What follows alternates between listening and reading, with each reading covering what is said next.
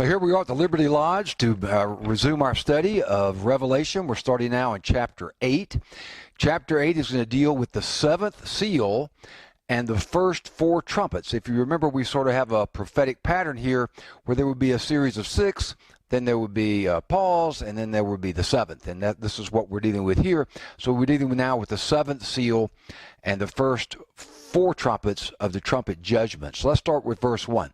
When the Lamb broke the seventh seal, there was silence in heaven for about half an hour. And I saw the seven angels who stand before God, and seven trumpets were given to them. So there were also seven trumpets at Jericho. So this is a cross-reference. Let's take a quick look back at the book of Joshua. Also 7 priests shall carry 7 trumpets of ram's horns before the ark. Then on the 7th day you shall march around the city 7 times, and the priest shall blow the trumpets. So what we see here with the book of Joshua is we see a thematic parallel with the book of Revelation, because both books deal with God dispossessing the land from the usurpers. In Joshua's time, it was the promised land, right? Crossing over into the Jordan, into the land of Canaan.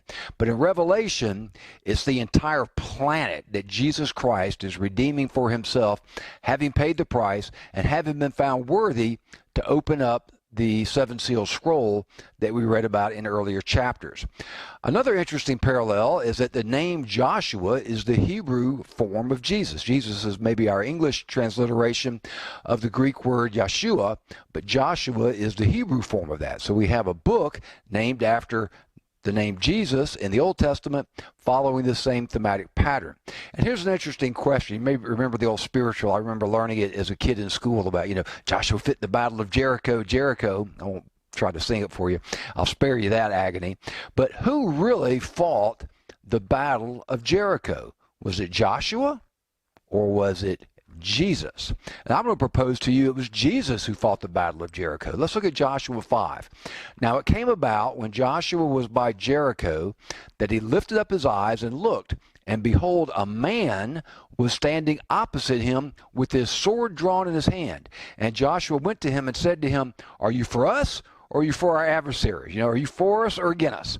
And he said, "No, rather I indeed come now as captain of the host of the Lord." In other words, Joshua was asking him, are you on our side or are you on the side of the enemy? And this individual, this man, who we'll identify here in a moment, I think, essentially says, "No, I'm here to take over."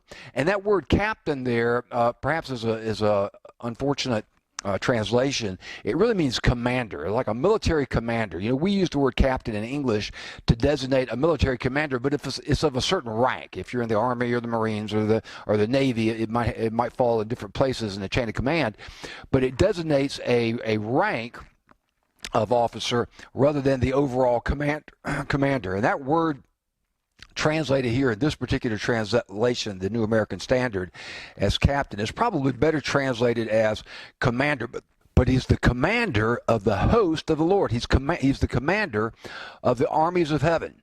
And Joshua fell on his face to the earth and bowed down. Now, I think this is one of the clues that lets us know this is likely not an angel, at least not in the way that we traditionally think of an angel, because angels do not allow themselves to be worshipped. They don't allow a human to bow down before them. So he bows down before this man and said to him, what has my Lord to say to his servant? So Joshua refers to him as Lord, and he's not corrected. This individual does not correct him for calling him by the name or the title Lord. Then the captain of the Lord's host said to Joshua, "Remove your sandals from your feet, for the place you are standing is holy." And Joshua did so. Now that sounds awfully familiar to us, doesn't it?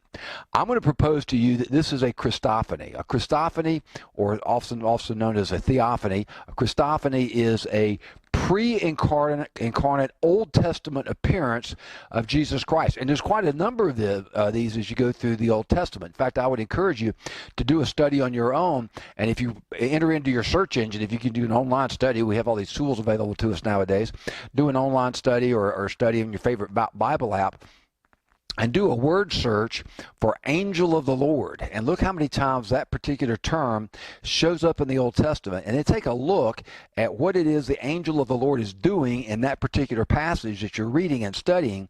And see if it doesn't sound to you an awful lot like something Jesus would be doing, as opposed to an angel of the Lord that we might typically think of as an angelic being, a created being that is certainly below rank in terms of Jesus Christ, who is obviously is God, fully God, and then of course became God in the flesh. But that happened sometime later within the framework of our human timeline. We already mentioned that angels do not typically allow humans to bow down before them, yet this individual does not correct Joshua when he bows down. The man he's referred to as a man, and I get it. An angel can appear as a man, and we have instances of that. But he's referred to as a man, and he tells Joshua, I think this is the key point, he tells Joshua to take his sandals off because the place where he is standing is holy ground.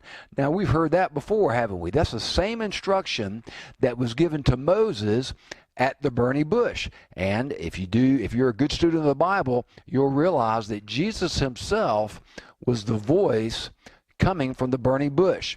And he identifies himself as such in the Gospels. Let's take a look at the book of John. John chapter 8, Jesus said to them, "Truly, truly, I say to you," these are the religious leaders of the day, "Truly, truly, I say to you, before Abraham was born, I am." Now, they knew what the significance of that statement was. Here's Jesus, he's in his 30s, they're saying, talking about, Abraham, and he says, look, before Abraham was born, I am. In other words, I pre-existed, and I continue to exist. And we know the voice from the burning bush when Moses asked God, who should I say sent me to the Pharaoh? He says, tell him I am that I am sent you. So the Pharisees understood the significance of this statement that Jesus was making, and in their opinion it was blasphemous because he was equating himself with God. And of course we know that he is God, was God, and is God. Therefore, because of what they perceived to be blasphemy, they picked up stones to throw at him. But Jesus hid himself and went out of the temple. So the fact that he identified himself as the voice from the burning bush, equating himself with God, is why they tried to stone him. That's who this commander is at Jericho that's going to fight the battle with the 7 trumpets of Jericho, just like it's the commander that's going to be fighting the battle with the 7 trumpets that we're going to see culminate in the second advent when we get to Revelation chapter 19. Now, in the next segment, we're going to take a look at some other echoes of the Old Testament that carry over into the book of Revelation, and I think you'll find it interesting, so I'll join you back after the break.